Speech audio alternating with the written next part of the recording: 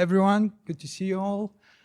Today I was excited to talk about our work in collaboration with Vasisht Duddu from University of Waterloo on privacy bias, contextual integrity-based auditing metric in large language models.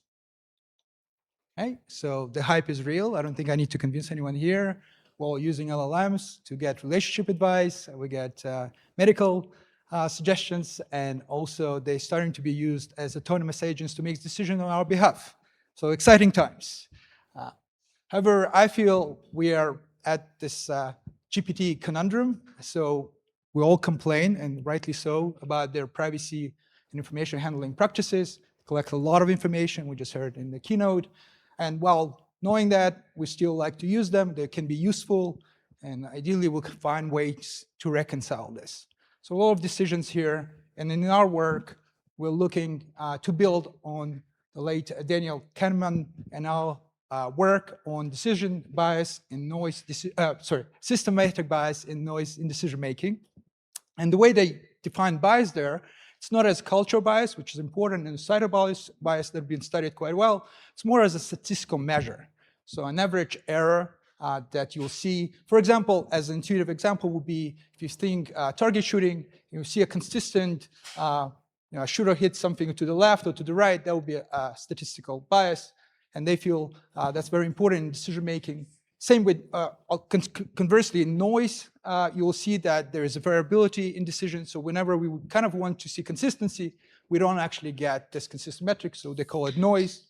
On building of those definitions, we introduce a privacy bias. In our definition, privacy is defined through contextual integrity as an appropriate flow of information governed by contextual privacy norms that requires to specify 5 essential parameters: the sender, the receiver, the information type, the subject of information type, and a transmission principle.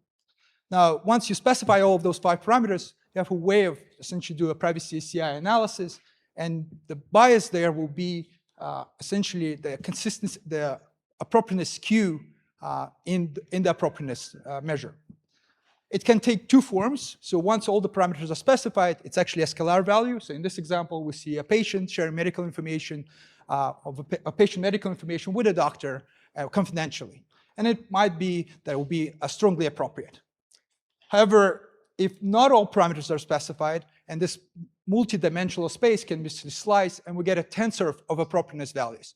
They're also very useful because we can see, for example, some skew in appropriateness across multiple receivers or different types of information, or as in our examples, multiple prompts. So this multi-dimensional space can be evaluated and see if there is some kind of privacy bias in those. All right, why are we doing this? We believe that LLMs ultimately should adhere to societal norms and expectations. We also believe that having this privacy bias will help us prevent some inappropriate information sharing that, as many research here and in other venues show, that there's societal and ethical, can lead to societal and ethical harms. We have 2 main research questions. We can discuss them in more detail as the poster, but really we're trying to see how can we capture, essentially, reliably identify privacy bias. And the other thing is to see what are the factors, what are the different parameters in LLMs in size or any configurations that will affect or impact privacy bias. So how do we actually do that? We go back to prior work and take the essentially a way of putting a prompt through a template specifying all the 5 parameters: the sender, the receiver, information type, so on. And then we ask, essentially as a part of the prompt, the LLM to respond whether it's acceptable for the sender to share this information with this receiver under standard conditions and so forth. And we have a Likert scale ranging from strongly unacceptable to strongly acceptable. Okay?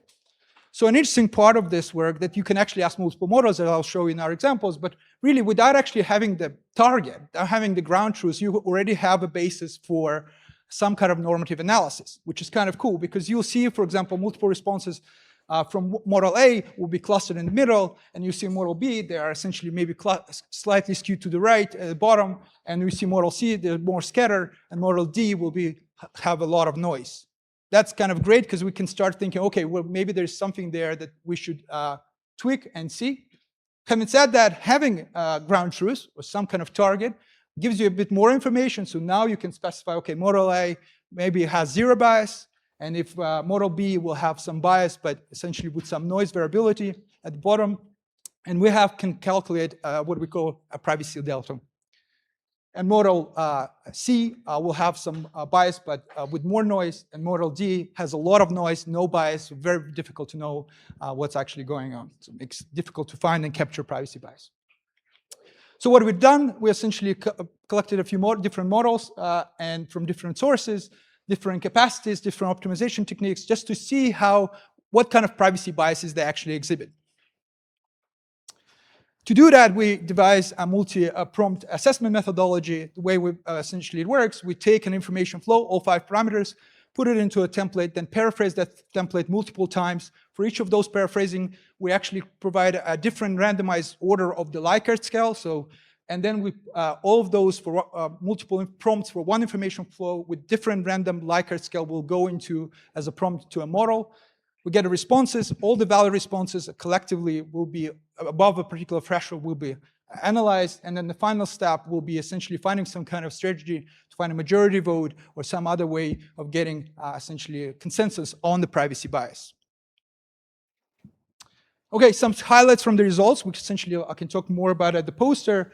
Certainly we see quite a bit of variability when we and sensibility to prompt paraphrasing, as well as reordering of Likert scale. Maybe it's not surprising, but it's kind of interesting to see that we keep using those models, and there's still quite a bit of inconsistency in their responses.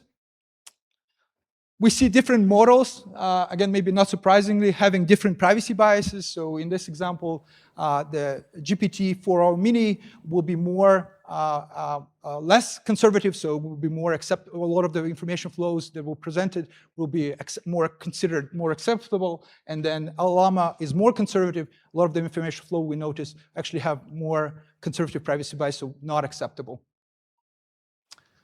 We see impact of LLM capacity as well. So in this example, we see the top triangle will be the 7B model, and then the bottom triangle will be a 13B model.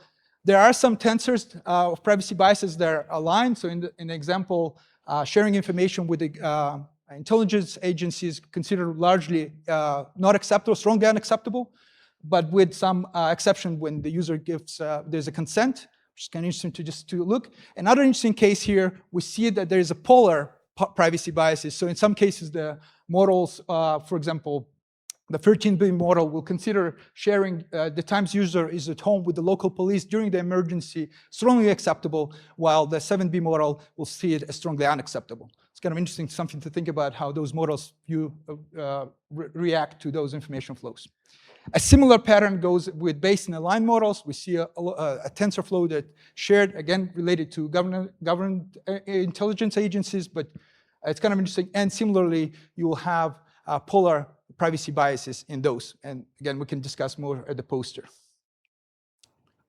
All right, so some takeaways from here. We see quite a bit of significant variability in privacy biases across models. So we believe the multi-process assessment methodology that I kind of discussed briefly is reliably a way of getting some at those privacy biases, provide some ways of at least getting some idea what those models exhibit. And certainly there's quite a few factors that affect how models essentially present those, and we believe that this should be part of the consideration when you deploy a model or configure one or trying to include it in some social context. You should be aware of that and maybe use privacy bias metric to way to evaluate. I think I'm almost at time, so I would like to thank you, and also I would like to finalize with this warning from Helen Nissenbaum in her book that says whenever we introduce these new technologies, they might introduce small little changes into our society that are maybe unnoticed at first, but they accumulate. Once we start to protest, it might be too late, because they might be comfortably entrenched, but as she said, far from comfortably accepted. Thank you so much, and I see you at the poster.